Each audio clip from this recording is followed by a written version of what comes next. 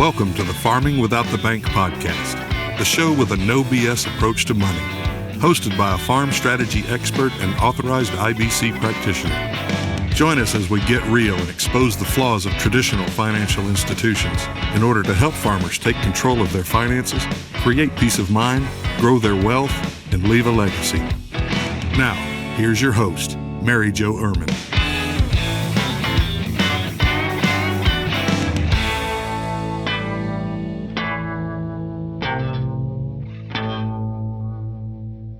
Hello, and welcome back to the podcast. Thank you very much for being here. Today, I want to talk about the fact that you should not forget that your cash value is liquid and available for you to use.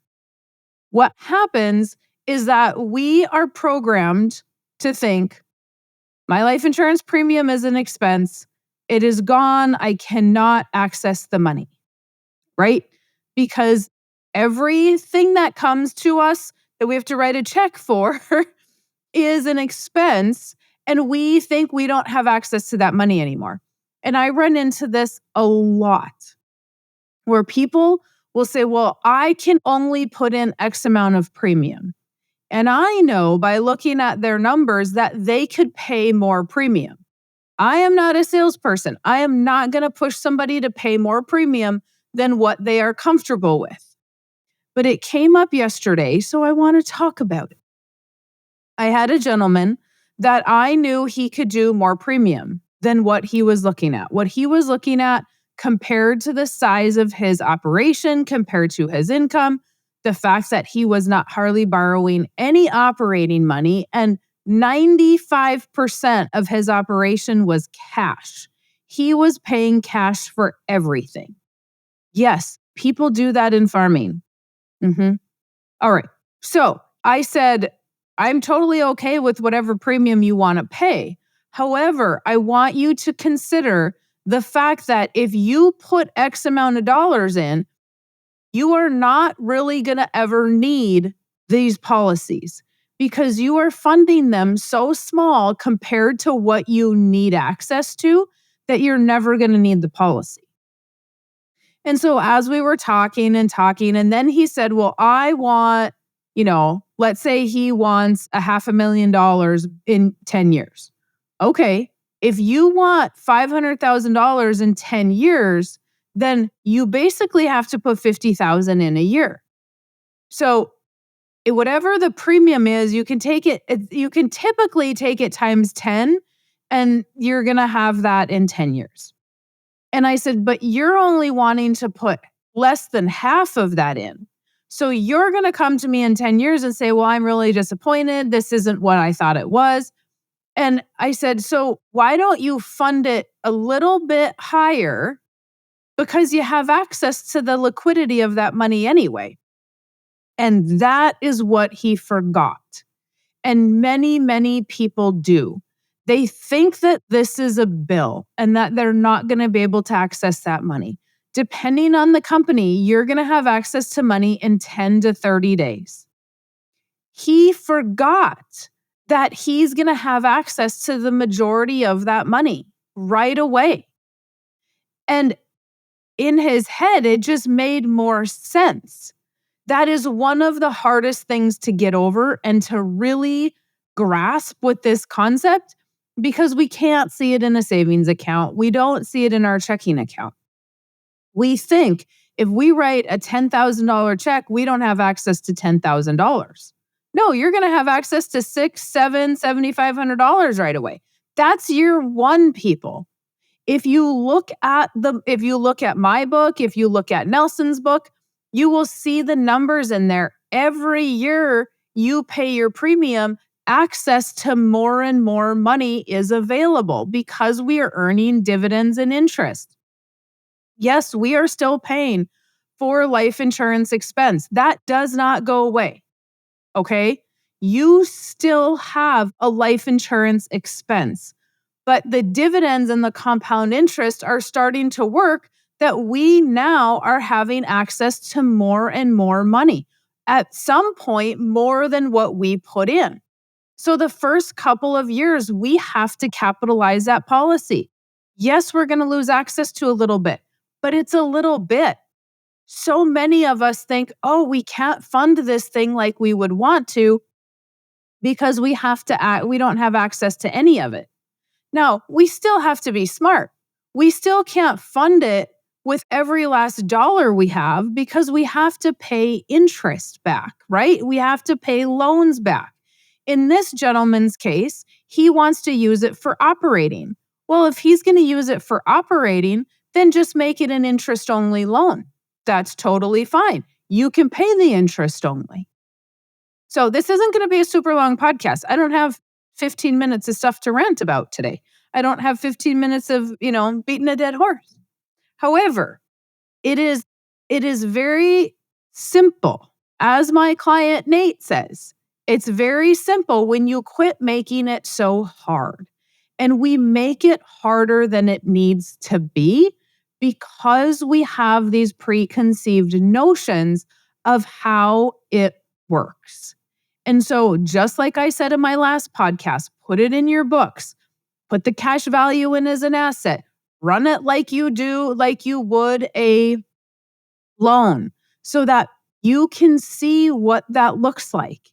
You guys, when I first heard about this concept, I thought, well, that's not right. Like, that's clearly not real. If it was real, everybody would be doing it. But, I'm going to go home and see if what this person is saying is really accurate. And I went and got Monopoly money. Yes, Monopoly money. And I was moving money.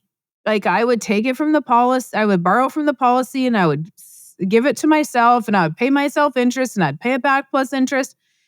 And it worked. But I needed to see it in action. And a lot of times I get it. It's your first policy. And so we don't want to start too big. And I get it. I absolutely get it. One person doesn't want to start too big, and then the next person wants so much premium that I'm reining them in and saying, nope, you're not understanding how this all works. Because where's that money going to come from? And so we need to be smart about it, but we also just need to remember that money is liquid.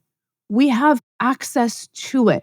And so if you're only paying premium of 1% or 2% of your income, then is that enough?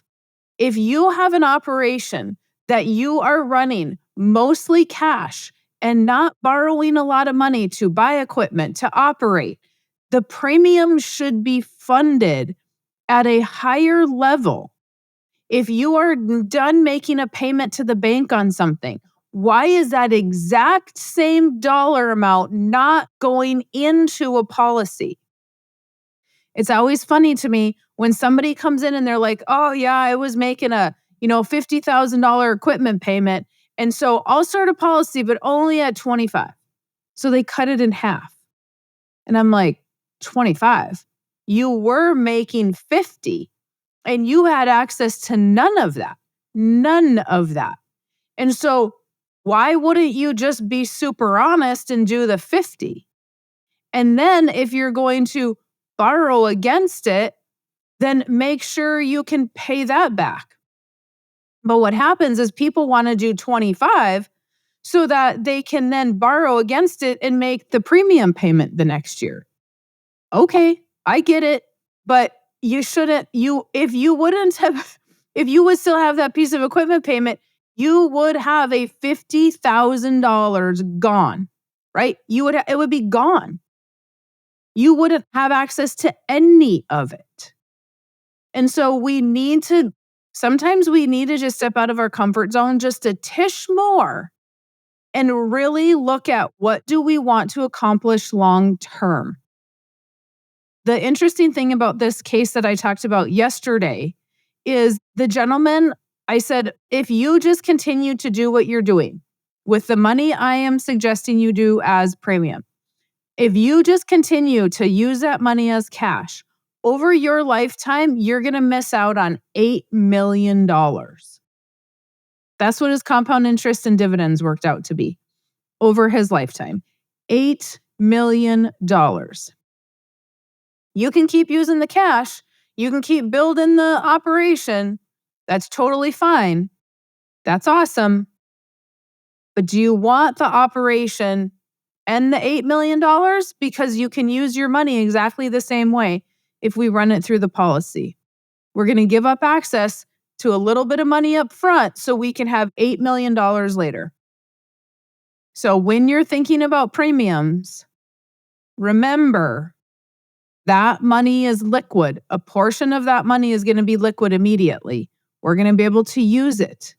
If you never need the policy, if you have a policy and you never go to your policy to borrow money, your premium is not high enough. And I have a ton of clients that are in that situation. They don't have to go to their policy. Then your premium's not high enough and you need to start another policy. And I get that maybe we were in a situation where commodity prices were high. And so, yes, we didn't need it. But if commodity prices were high, we should have been sticking more in so that we've overfunded, but that we've max funded that thing until commodity prices drop. And remember, the premium is flexible. And so now we're not capitalizing that system like we should have been. It all comes down to Parkinson's law. It all comes down to really changing the thought process. And Nelson always said, it's all about the way you think. And a lot of us are smaller thinkers because we're conservative, myself included in that. Myself included. I just got back from our annual Nelson Nash Institute think tank, and I realized again that I am thinking smaller than most because I am conservative, which means I then am super conservative with my clients. So as I'm preaching to you, I'm preaching to the choir right back at myself. All right, guys, let me know if you have comments, questions, concerns, maryjo@withoutthebank.com. You can get the book at farmingwithoutthebank.com. Grab my book, grab Nelson's book as a bundle right away. There is no reason to have one and not the other. So go ahead, do that, and then get scheduled. As of right now, I am still scheduled out 3 months. And so get on that schedule. The second that you buy the book, you're going to get a link to my calendar. Get on the schedule so that I can meet with you right away as soon as I'm available. All right, guys, thanks so much for listening, and let me know if you need me. Have a good day. Thanks for listening to the Farming Without the Bank podcast. We hope today's episode has inspired you to take control of your finances in new ways. Don't forget to check out our website, farmingwithoutthebank.com, and engage with us on our Facebook page, Farming Without the Bank. Join us next week as we smash more financial myths and empower you to accomplish your financial goals.